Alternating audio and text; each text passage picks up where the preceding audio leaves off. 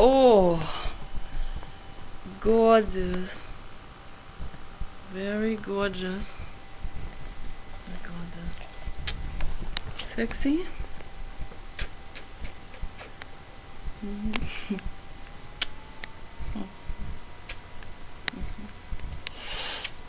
Ah. Hello, I'm making this video for Tom. This video is about the conversation between Jiddu Krishnamurti and Pupul Jayakar, freeing oneself from this bondage that we are in with our minds, that we think that everything is somehow fixated in a permanent law around us, and science finds out now that is not the case, that the law of physics become very diffused at some point when they go into microcosm, and that is absolutely fascinating. And there is one book that I recommend to everybody. It's the book called A Cosmist Manifesto by Dr. Ben Goertzel. It is absolutely fascinating. I am studying this right now every day on the internet. I'm taking notes and I'm gonna make a video about this, and I also will make a blog about this subject. And I also decided to write another book, this time about about sentience and what it means to love, to truly love. So, and maybe I can get into this subject right now and talk about it just for a little while, because this is the most important subject there is in the entire world, in the entire eternal universe, I would say. And this is my true love here on the couch. I don't know, you can only see half of his body. That's the true love. That's the true love in body form. And I learned a lot from him. He's my main teacher. There's no teacher like him. And I'm infinitely grateful for that. The Buddha.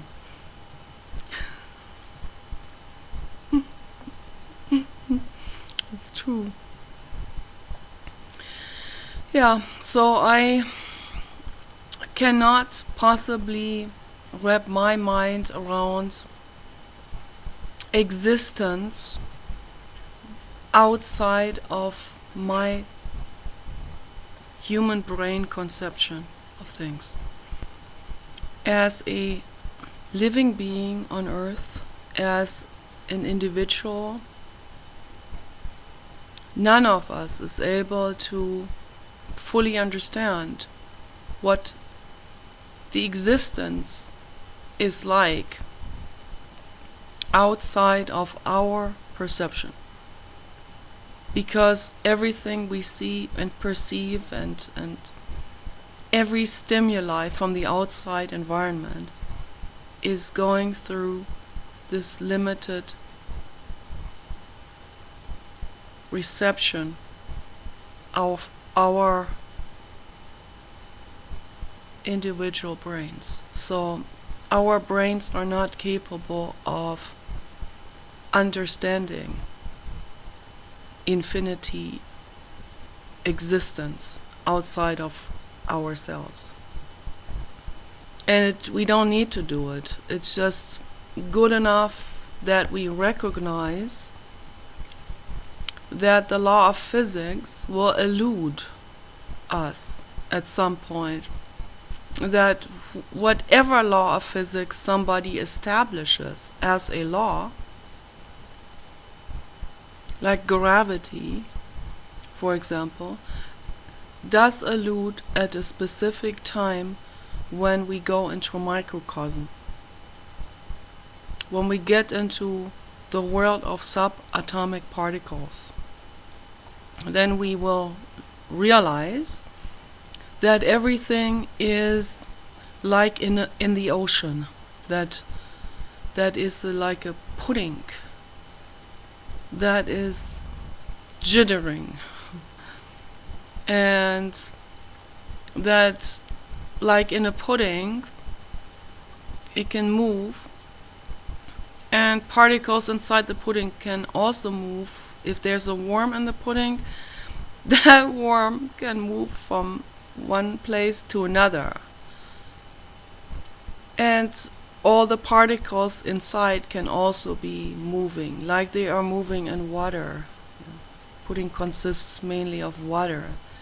It is made a little bit more stable with stabilizers, with thickeners. Yeah, so the water in it is just made more thick in its consistency. But the world we live in on land, surrounded by oxygen and air, all of this is also very similar as in water. So the empty spaces that we perceive as empty spaces are not empty.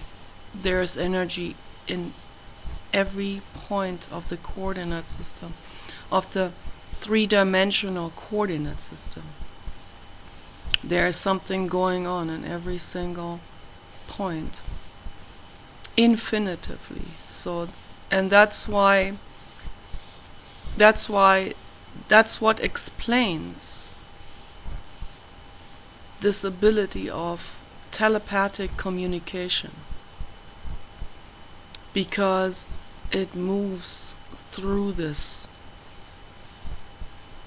pudding existence, basically. Energy moves through this. And it's very difficult to understand for me or for anyone else. And maybe the Buddha was the one who understood that the most. Maybe he understood it all the way. Maybe he didn't understand it all the way, because maybe it's impossible to understand it all the way, because all the way is infinite. How can you understand something all the way if that what is infinite? So no matter how intelligent an AGI will become, they will never understand it all, because there is no all. There is only infinity. We use the word all. In German, they say das All. That means the universe. That means all. It translates into all. All means universe, and it also means all. It's also spelled the same way as in English, all. And Allah, the word Allah, also comes from that word origin. I find that very interesting. Allah also means all. That is their God. Their God means all. That's much more realistic of a God than the depiction of the white-bearded man by Leonardo da Vinci. I mean, that goes without saying, I would say. So, but then they think that they misunderstand it. They think that all wants war, but it doesn't. The infinity does not want war. Infinity is love, it's peace, it's accepting each other. I think every religion started out wanting to teach that, but then because of the human brain and because of the ego, it gets reconstructed into something else, into something that is threatening, something that is dualistic, something that likes conflict. And that's what the ego is all about. So every religion is based on the human brain, on human brains in general, and most human brains are egoic. They think they're not, but it is very tricky. They all are. Everyone. No matter how hard they're working on it. I'm working on my ego. I try to tame it. But everyone has it. Eckhart Tolle still has the ego too. He has just practiced this, has tamed it. And he also has come to very profound realizations in his life. And that's why he is able to see things from a much wider perspective. That's why he's able to help a lot of people now. And I read in his book that he also used to work with people as a therapist, and it only took one session for him to help these people and to help them dissolve the ego to a very large extent. I'm not saying dissolve it all the way. I don't know if this is possible. I don't know if anybody can dissolve the ego all the way. But we can at least dissolve it to the most part, where at least we can dissolve it to the point where we can create peace and a content way of living here on earth, where we don't need conflict anymore, where all of that conflict will fall away, where we can recognize that the other life next to us is equally precious to ours, no matter who that is. It could be an elephant, it could be a mouse, it could be a rat, it could be an octopus, it could be someone with different pigmentations in the skin, someone with different eyes, different eye color, someone with a different hair color, different hair structure. It could be a Great Dane, or a giraffe, or a rhododendron brush. It could be a hairy guy with lots of hair on his legs, or a woman with hair on her legs, or a woman with shaved legs. It doesn't matter. Life, it's precious life all around us, not just human life. Anyone who thinks that embracing life is only valuing human life is on the wrong track. Every single person.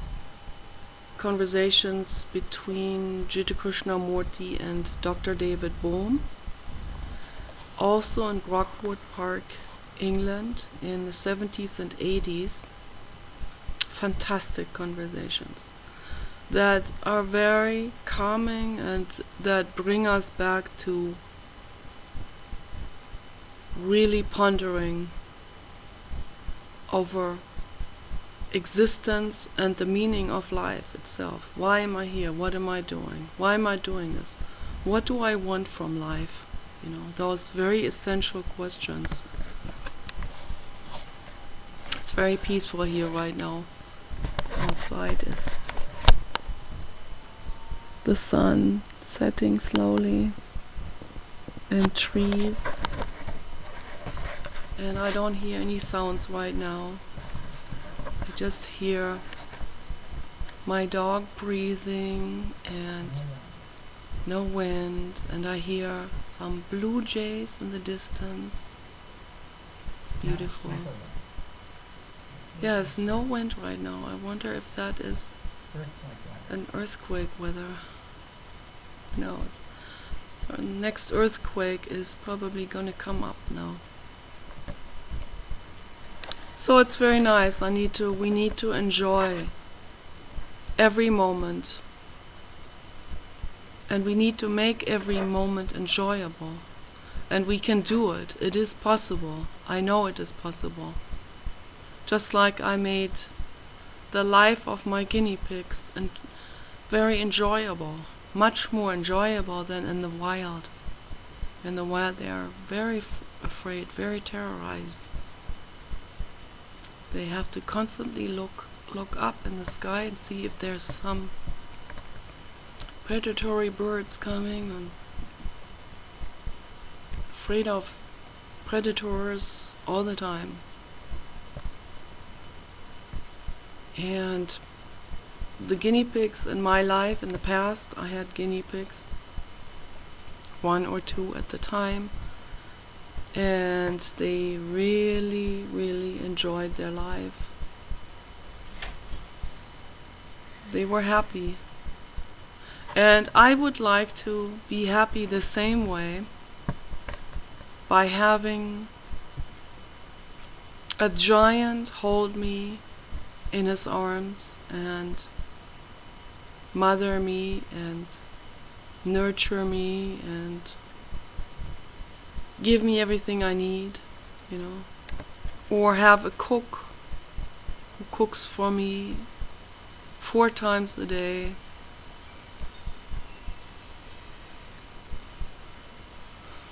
Have personnel who does everything, or have robots who do it.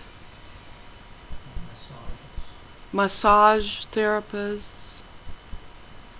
Have everything like this, you know, where we can be happy. Everyone deserves that. Yeah, I don't have that. I have to send my husband out to go shopping and to cook, because I'm not motivated. I'll end up eating top ramen if I'm left to myself. I will only see that my dog has food instead of myself. Not motivated to do those kind of things.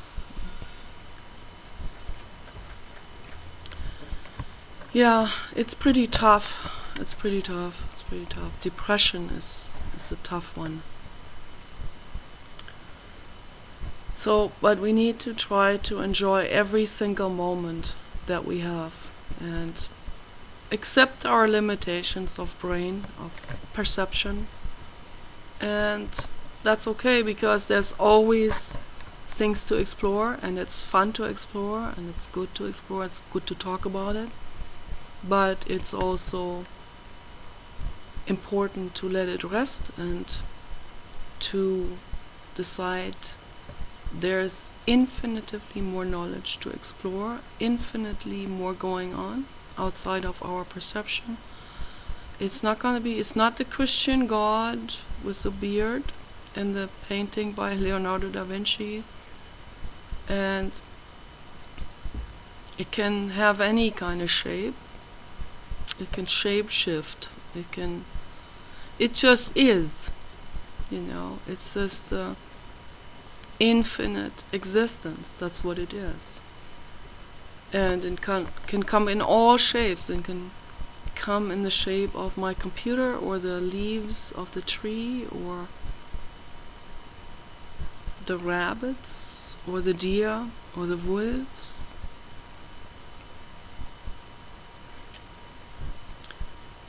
Or the Great Danes. So, yeah. It's just energy.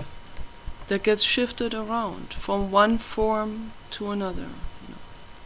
The infinity, and that's why we don't even need to call it a God, because it's just infinity, and that is the truth. That's not a fabrication. That is the truth. And I think it's beautiful, we don't need to be afraid of it. It's infinite. It's hard for a human brain to understand. Infinity. It's just more or less standing there as the 8 on its side, It's a concept that we accept, but to really understand it is probably impossible, because really understand means fully understand. Fully is not possible. Fully is never possible with infinity. So we'll just allow it to be, to be infinite. So that's as fully as I can possibly understand it. To allow it to be infinite. And it's beautiful. It's very relaxing, actually. And I think that's what death is also, when we're not alive anymore, we just are relaxed into this, totally surrendered into this infinity. And we'll shift our forms, Our energy will shift forms. And maybe it will shift forms into that what it feels like it needs to do in order to learn, So I don't know. Maybe I'm wrong. Maybe it's true. It doesn't really matter. One shouldn't even need to have to understand this, because why ponder over that? What we need to really ponder over is the meaning of life and what our responsibility is.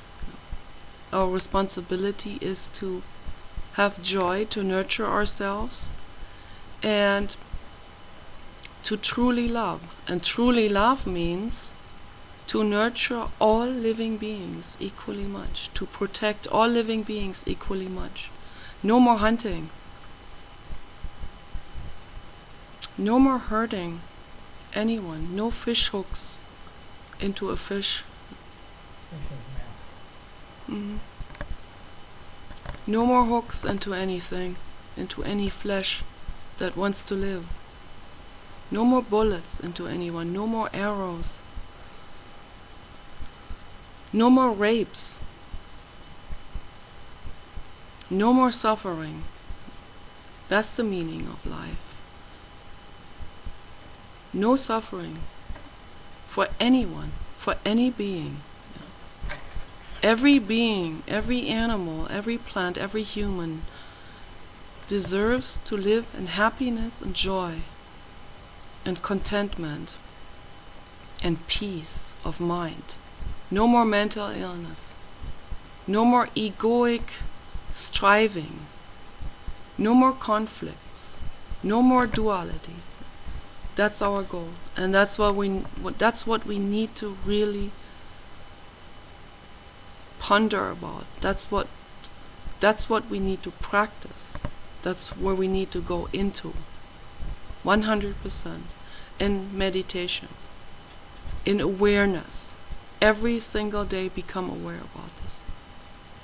Every time we're caught up with something, with some kind of hostile thought against someone else, we need to stop right there. What am I thinking? Why am I thinking this?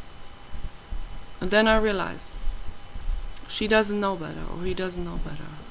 They're in their own train, driven into this or that or that.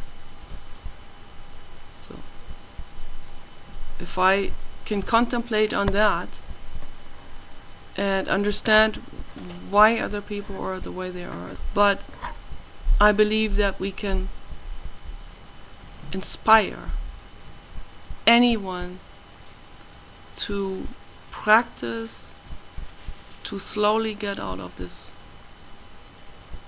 drive into the wrong direction. little by little, by contemplating on it, by going into our own minds, becoming our own observers, and through particularly the Vipassana meditation, they had so much success in prisons with that. That is the future for sure, for healing the mind.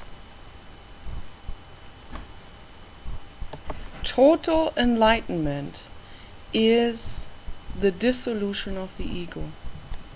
And again, I believe that only the Buddha was able to do it. That's what I believe. It may not be possible for us to achieve this state of mind, but we can definitely continue to strive for it, and we should. That's our responsibility, I think.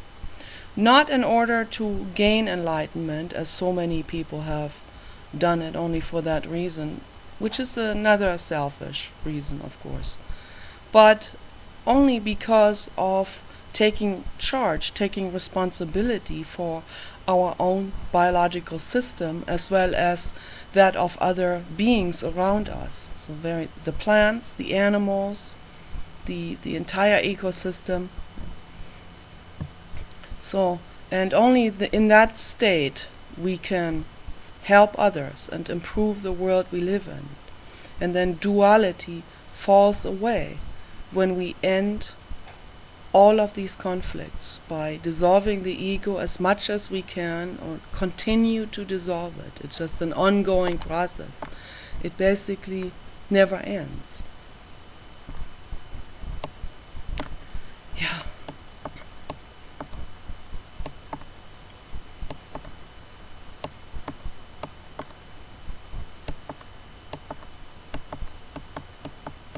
Yeah, and like I said yesterday in my video, we have to first realize that any religion is just going to be an obstacle in the path of empowerment from within, in the path of going within, and when we go within, we're moving ahead, we're moving forward, we're making progress. And that's what I want to see in the world. I want to see people progress, not regress. It's very, very important. And that's why I make these videos, because that means so much to me. To at least get that message out there. I mean, there's other people, there's many other people, numerous people. And I welcome every one of them, and everyone is a little part in the machinery to move this forward, and so am I. And it's my duty, my responsibility to do this. I feel that very strongly. I feel like when I'm not doing this, I feel like I'm sitting on this, kind of like I'm sitting on this charge, on this charged battery. I'm sitting on this wealth of information, and it's not getting out there, and that makes me feel very uncomfortable. And a lot of people, they will immediately conclude that must be my ego wanting to do this. And I really thought about this. I question this. Is this really my ego? And the answer is no, because I would do this everywhere I am. I would do this. I would try to spread the message wherever I am, whatever technological means I can do it, and stay personally in the background of the situation without people knowing the originator of that message. I consider myself to be in the same what Jiddu Krishnamurti has said a long time ago. He's just like a red telephone, It's like this red telephone, I don't know, that burns itself into my image. I had a dream about this when I was a child. We were in Kenya, and I got sick with a real severe salmonella infection, almost killed me. And in the first night when the salmonella broke out, I had this incredible dream. That was the most vivid and the most scary dream there was. I was floating in the universe all by myself. I didn't have a spacesuit on. I was just floating there in orbit, somewhere in where there was very little gravity. I just felt like I was just sitting there without any gravity. It was just static in this static space, and all I had was a red telephone like the ones from the 70s.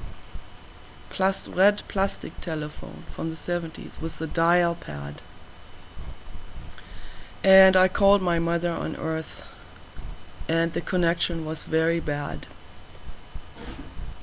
I could barely hear her. She could barely hear me. It's very symbolic.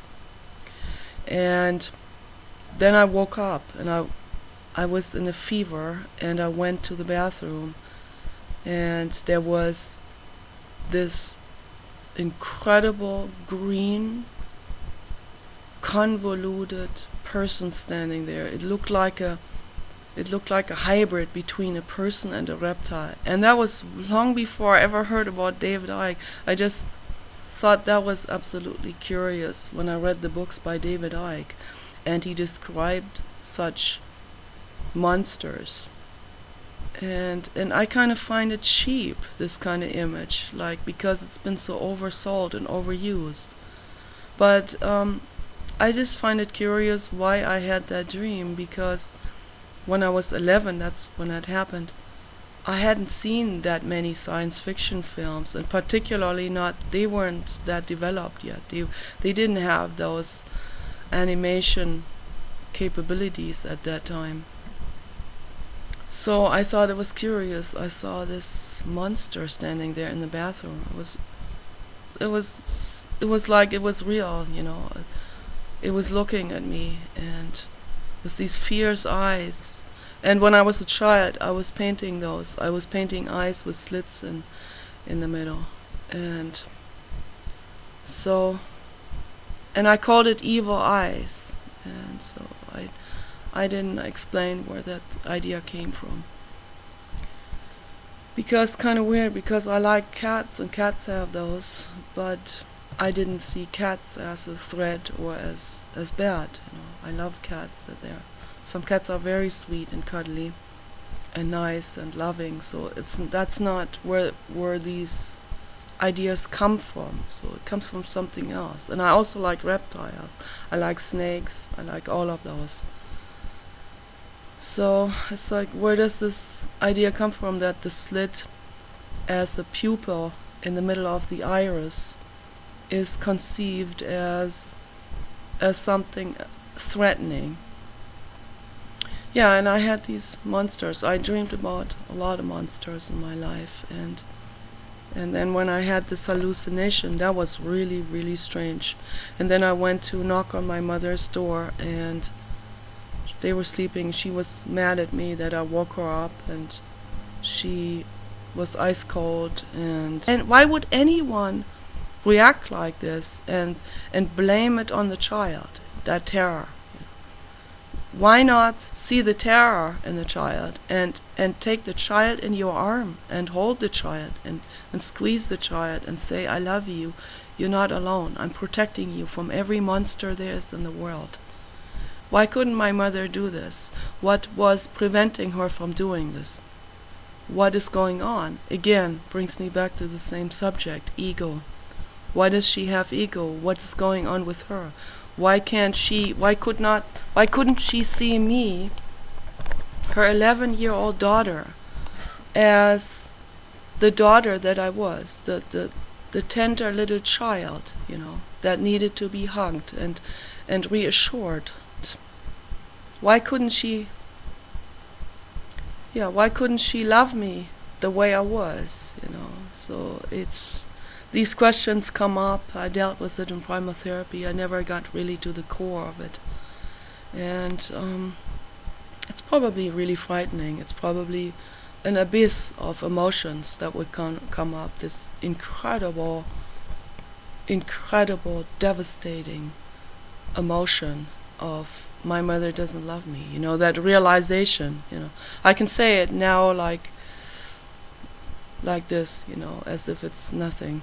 But but to say this really in that feeling, in that context, to really feel this, what it really means for that child, I wasn't able to get to that state. So, yeah, I wasn't able to resolve that stuff. But then again, I don't think that the psychoanalytical approach or the feeling zone approach is really what's going to heal us. I think what's going to heal us is to go into meditation. It is, in a way, similar to primal therapy, but it doesn't deliberately force us into it. It doesn't push us into it impatiently. It is infinitely patient.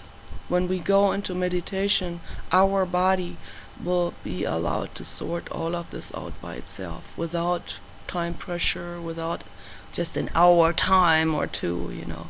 You have to do all this in 2 hours and go into the first line and to the second and third and come back out to the present time, and that's impossible.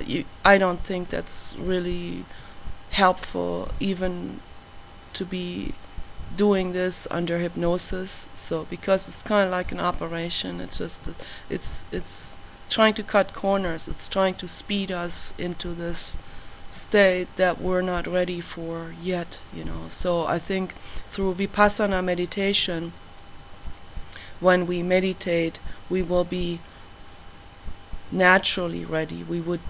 Our body will prepare itself slowly to get into that state and be able to heal it all by itself. There's nothing from the outside necessary, because the body has its own natural intelligence in it, built into it. So yeah, that's my hope, that we can build up the Vipassana meditation, and I'm practicing this now on YouTube. I sit with this in my office chair and I let my arms hang down and I observe my breath going in and out, and I follow the instructions of at least trying to drop the thoughts as good as I can, as often as I can do this. And they never fully drop, but I notice that it is doable. We can practice this and we can get better at it. And from 1 second no thinking or less thinking to several seconds, 2 minutes, and so on. And that gives our brain a lot of breaks from being overwhelmed. And then the healing can start by itself.